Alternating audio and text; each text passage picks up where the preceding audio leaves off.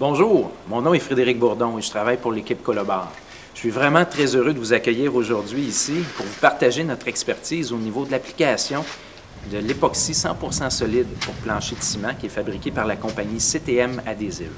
On est évidemment, comme vous le voyez, dans le garage d'une belle résidence qui subit des travaux de rénovation. Elle vient d'être acquise par un couple de clients qui a fait affaire avec notre service de décoration. Donc, il y a plusieurs ouvriers qui œuvrent alentour de nous. Il se peut donc que vous entendiez quelques bruits particuliers.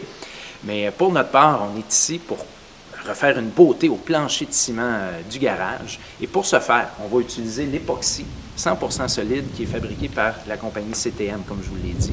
Cet enduit est vraiment génial. C'est un produit 2 composants. Donc, on a une base de coloration et un activateur. On va mélanger les deux ensemble et il va résulter de ça un enduit vraiment très robuste, très, très dur, idéal pour des planchers de garage. C'est un fini qui va être là pendant des années. C'est un fini qui est très lavable. Et contrairement à ce qu'on pourrait penser, c'est un produit qui est quand même convivial, notamment au niveau des odeurs. Il est sans COV, il ne sent presque pas. Donc, on peut très bien faire ça à la maison nous-mêmes sans avoir à quitter les lieux pour quelque temps. D'ailleurs, c'est un produit qui est approuvé pour les projets LEED, Leadership en environnement, et également par l'Agence canadienne d'inspection des aliments pour les planchers dans les usines de transformation alimentaire. Donc, sans plus tarder, passons à l'action. Comme dans tout bon projet de peinture, la préparation est une étape cruciale. En effet, ça nous garantit des meilleurs résultats à court, moyen et long terme. Dans le cas qui nous occupe ici, on était vraiment privilégié d'avoir une chape de béton qui a 7 ans, mais dans un état pratiquement neuf, tout simplement. Donc, ce qu'on a fait, comme préparation relativement minimale, j'ai balayé dans un premier temps pour enlever les débris et toute la poussière qu'il pouvait y avoir. Ensuite, j'ai passé d'une façon très consciencieuse un aspirateur d'atelier. Par la suite, j'ai nettoyé, il y avait 2-3 taches un peu plus rebelles et un peu grasses, donc avec un super dégraisseur, une petite brosse, j'ai rincé comme il faut. Une fois que c'était bien sec, j'ai appliqué un produit qui est une préparation pour béton, un acide très faible qui a pour but de neutraliser l'efflorescence sur le béton, donc permettre une meilleure adhésion de notre époxy 100% solide.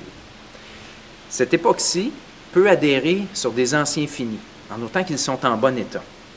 Là, aujourd'hui, on n'a pas le temps de rentrer dans le détail de tous les différents types de préparations qu'il pourrait y avoir, mais ce qu'on vous encourage à faire, si vous avez des situations particulières, c'est de prendre des photos, de documenter un peu votre plancher, d'essayer de retracer c'est quoi l'ancienne peinture qui aurait été mise et à passer nous voir chez Colobard.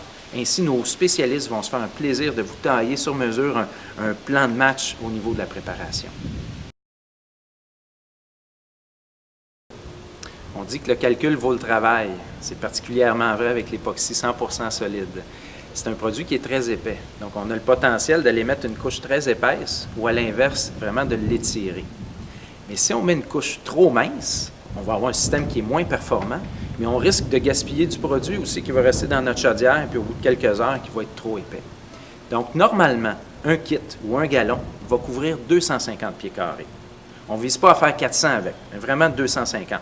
Donc, c'est important de mesurer et de diviser notre plancher de garage, disons, en 4 quarts, d'environ 60 pieds carrés, où on va déposer notre produit.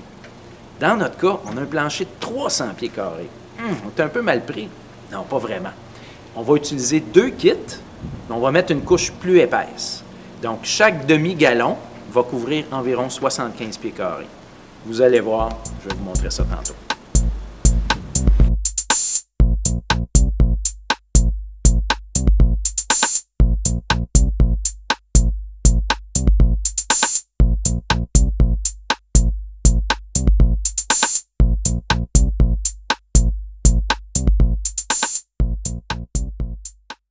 Avant de commencer, je vais prendre le temps de, évidemment, protéger le couvercle du puisard au centre du garage pour pas que l'époxy aille par-dessus.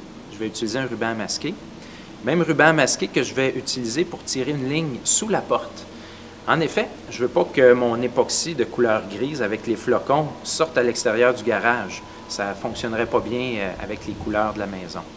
Bien important au niveau du ruban masqué, c'est qu'au fur et à mesure qu'on va progresser et qu'on va étendre notre enduit, il faut l'enlever dès qu'on a fait notre découpage alentour, parce que sinon l'époxy va durcir par-dessus. C'est pas comme une peinture ordinaire. On ne sera plus jamais capable d'enlever notre masking tape à ce moment-là. On est rendu à l'étape du mélange. Dans un premier temps, pour chacun des deux kits, je vais prendre les 2 enveloppes de colorants disponibles. Je vais couper le petit coin avec un bâton, venir les vider comme il faut pour obtenir la couleur gris pâle. Avec un bâtonnet, je vais faire un brassage premier et ensuite utiliser la perceuse avec le malaxeur. Bien important dans les 2 cas de ne pas brasser trop vigoureusement parce qu'on ne veut pas introduire de l'air dans nos mélanges. Ça pourrait faire des bulles éventuellement sur le plancher. Une fois que mes 2 gallons sont colorés, ce que je vais faire, je vais les mélanger dans une chaudière de 5 gallons ensemble pour être sûr que de mon uniformité de la couleur de A à Z, pour ne pas avoir 2 teintes de gris entre les 2 moitiés du garage. Je reverse le tout dans chacun de mes 2 gallons et par la suite, je viens prendre le catalyseur ou le durcisseur, si on veut, l'introduire dans un seul des 2 mélanges, brasser, malaxer durant environ 1 à 3 minutes jusqu'à ce que le tout soit homogène.